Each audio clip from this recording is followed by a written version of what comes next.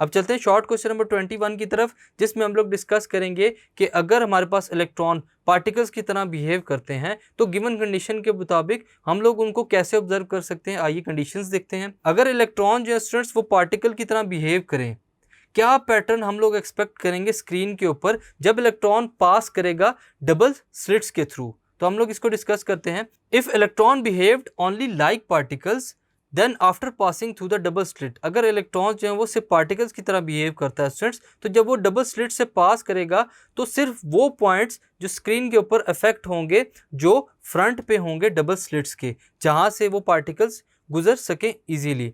तो इससे हम लोगों ने देखा कि जो पार्टिकल्स की तरह इलेक्ट्रॉन मूव करेंगे स्टूडेंट्स, उनका क्या बिहेवियर होगा जब वो स्क्रीन तक पहुंचेंगे गुजरने के बाद डबल स्लिट्स के थ्रू। Thank you.